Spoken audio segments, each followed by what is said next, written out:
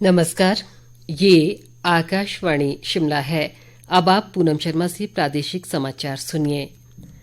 प्रधानमंत्री नरेंद्र मोदी ने देश के सभी पात्र लोगों से कोविड टीका लगाकर अपने आप को सुरक्षित करने का आह्वान किया है। आकाशवाणी से आज मन की बात कार्यक्रम में उन्होंने कहा कि कोविड वैक्सीन के प्रति हिचकिचाहट नहीं होनी चाहिए और गांव-गांव तक वैक्सीन पहुंचाने का प्रयास किया जाना चाहिए। प्रधानमंत्री ने कहा कि कोरोना महामारी के दौरान ग्रामीण क्षेत्र के लोगों ने अपनी क्षमताओं व सूझबूझ का परिचय दिया, जो एक दिन दुनिया भर के लिए केस स्टडी का विषय बन जाएगा। नरेंद्र मोदी ने कहा कि भारत ने 21 जून को एक ही दिन में 86 लाख से अधिक लोगों को कोविड टीके लगाकर एक महत्वपूर्ण उपलब्धि प्राप्त की है। इस दिन वैक्सीन अभियान के अगले चरण की शुरुआत हुई। प्रधानमंत्री ने कहा कि देश के प्रत्येक व्यक्ति ने कोविड महामारी से लड़ाई में महत्वपूर्ण भूमिका निभाई है। उन्होंने कहा कि कोरोना के खिलाफ लड़ाई में हर वर्ग के लोगों का सहयोग मिला। नरेंद्र मोदी ने कहा कि देश में मॉनसून सीजन आ गया है और सभी लोगों को जल संरक्षण की दिशा में काम करना चाहिए। उन्होंने जल संरक्षण को भी देश सेवा बताया। केंद्रीय वित्त राज्य मंत्री अनुराग ठाकुर ने आज राष्ट्रीय प्रौद्योगिकी संस्थान हमीरपुर में छात्र गतिविधि केंद्र का उद्घाटन किया। इस पर लगभग 32 करोड़ रुपए की लागत आई है। अनुराग ठाकुर ने कहा कि इस केंद्र में अत्याधुनिक बास्केटबॉल, स्क्वैश व बैडमिंटन कोर्ट, टेबल टेनिस और अन्य इंडोर खेलों के लिए विशेष प्रावधान किया गया है। उन्होंने कहा कि खेल व सांस्कृतिक गतिविधियों के समावेश से संस्थान में बेहतर प्रोफेशनल्स तैयार होंगे। इस बीच अनुराग ठाकुर ने प्रदेश में हवाई नेटवर्क को मजबूत करने पर बल दिया है। धर्मशाला में कल देर शाम पत्रकारों से बातचीत में उन्होंने कहा कि हिमाचल में कम से कम 3 बड़े हवाई अड्डे होने चाहिए ताकि यहां बड़े विमान उतर सकें। अनुराग ठाकुर ने कहा कि केंद्र सरकार वर्तमान हवाई अड्डों के विस्तार व अंतर्राष्ट्रीय स्तर का हवाई अड्डा बनाने के लिए धनराशि देने को तैयार है। उन्होंने कहा कि हवाई अड्डों के विस्तार से प्रदेश में पर्यटन गतिविधियां बढ़ेंगी और पर्यटन व्यवसाय से जुड़े लोगों को रोजगार के अवसर मिलेंगे। केंद्रीय भूतल परिवहन और राजमार्ग मंत्री नितिन गडकरी आज 4 दिवसीय कुल्लू दौरे के बाद वापस लौट गए। भुंतर हवाई अड्डे पर पुलिस जवानों ने उन्हें गार्ड ऑफ ऑनर दिया। इस दौरान नितिन गडकरी ने भुंतर हवाई अड्डे के विस्तार को लेकर भी निरीक्षण किया।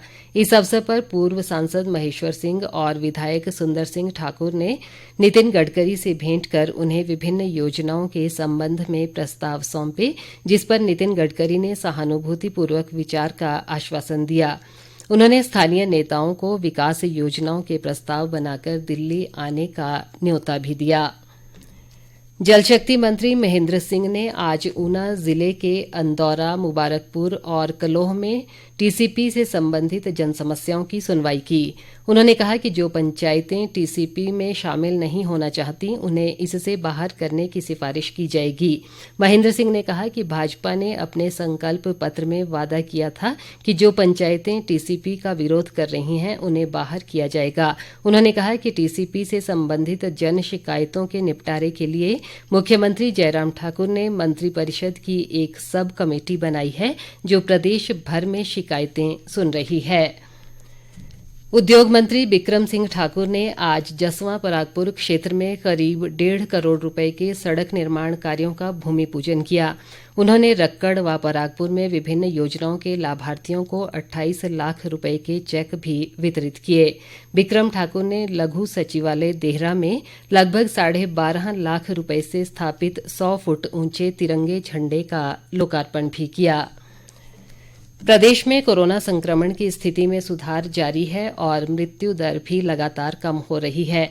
राज्य में आज अभी कोरोना के 43 नए मामले आए हैं, जबकि 231 लोगों ने कोरोना से जंग जीती है।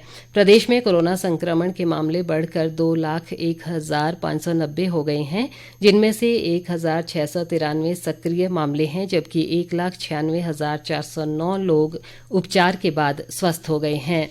कोरोना संक्रमण से आज अभी तक एक व्यक्ति ने अपनी जान गंवाई है, जिसे मिलाकर प्रदेश में अब तक कोरोना से मरने वालों की संख्या बढ़कर 3,456 हो गई है। मंडी जिले में पराशर की पहाड़ियों में ट्रैकिंग करने गए 2 युवकों की बीती रात खाई में गिरने से मृत्यु हो गई।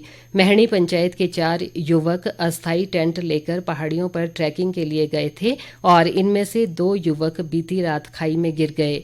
मृतकों की पहचान पवन और प्रवीण के रूप में की गई है। इसी के साथ ये समाचार बुलेटिन समाप्त हुआ। नमस्कार।